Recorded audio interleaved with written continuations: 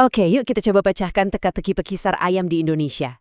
Ini tuh cerita soal permintaan yang gede banget, investasi triliunan rupiah, dan ujung-ujungnya gimana semua ini bakal ngubah isi piring makan siang kita semua. Pernah nyadar nggak sih kenapa ya harga ayam itu kayak roller coaster? Minggu ini rasanya normal. Minggu depan tiba-tiba harganya loncat. Pertanyaan yang kayaknya kita semua pikirin pas lagi di pasar atau supermarket kan?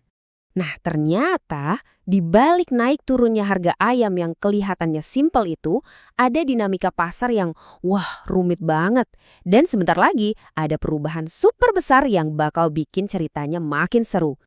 Oke, sekarang kita lihat gambaran besarnya. Para analis itu memprediksi bakal ada ledakan pertumbuhan loh di sektor ini. Dan alasannya, wah kuat banget. Jadi ini nih intinya, salah satu sekuritas besar bilang kalau sektor perunggasan ini diperkirakan bakal melesat, bahkan ngalahin performa pasar secara umum. Ini sinyal yang positif banget kan? Terus apa sih artinya overweight itu? Gampangnya gini, ini tuh kayak para ahli keuangan ngasih kode. Liatin sektor ini deh, kayaknya bakal ada sesuatu yang gede nih. Jadi ini semacam tanda kalau mereka super optimis sama pertumbuhannya ke depan. Nah, pertanyaannya, apa sih yang bikin mereka seoptimis ini? Jawabannya, ada di satu program pemerintah yang skalanya raksasa banget. Ini dia nih biang keroknya. Dalam arti positif ya, program makan bergizi gratis atau MBG. Jadi program ini bakal ngasih makan buat jutaan anak sekolah di seluruh Indonesia dan tebak apa? Ayam bakal jadi salah satu menu protein utamanya. Skalanya gila-gilaan. Program ini bakal menciptakan permintaan baru untuk daging ayam sebesar 1,1 juta ton. Itu cuma buat 1 tahun loh. Biar kebayang, angka ini tuh setara dengan 1/4 dari total produksi nasional kita di tahun sebelumnya. Gede banget. Dan buat nunjukin kalau pemerintah nggak main-main, coba lihat anggarannya. 335 triliun rupiah. Angka sebesar ini tuh bukan cuma wacana ya. Ini komitmen nyata yang bakal benar-benar mengguncang seluruh industri dari hulu sampai hilir. Oke, permintaannya ada dan gede banget. Pertanyaan logis berikutnya, gimana caranya industri kita bisa memenuhi permintaan segitu banyak? Nah, disinilah muncul pemain baru yang super besar. Namanya Dantara. Ini BUMN. Mereka langsung turun tangan dengan investasi yang nggak kalah masif, 20 triliun rupiah. Tujuannya cuma satu, mastiin pasokan ayam nasional kita siap buat diserbu permintaan dari program MBJ. Dan rencana mereka ini skalanya nasional loh.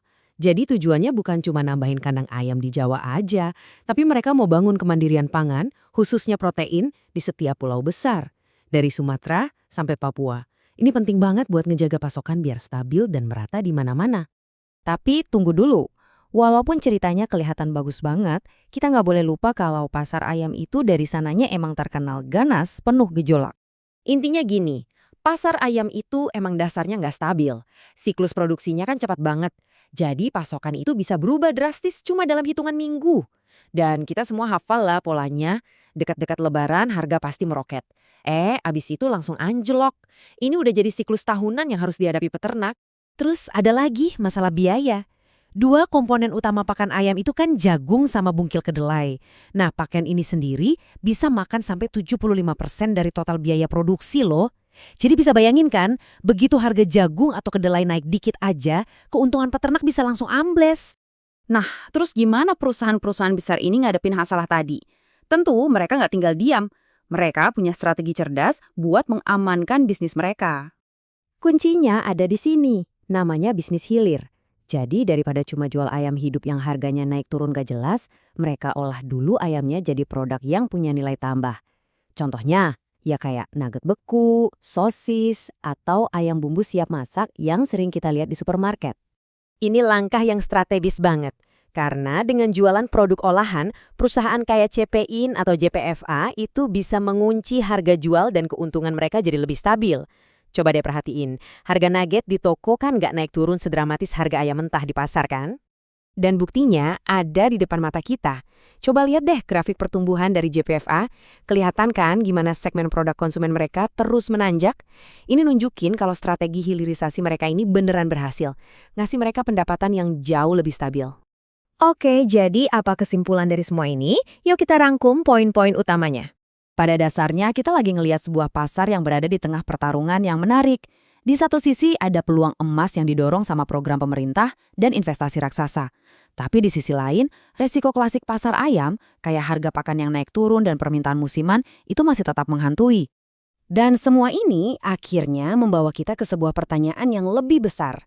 Kalau satu program pemerintah aja bisa membentuk ulang sebuah industri sebesar ini, apa ya artinya buat masa depan pangan kita semua? Gimana intervensi sebesar ini pada akhirnya akan menentukan apa yang kita makan dan gimana caranya makanan itu sampai ke piring kita?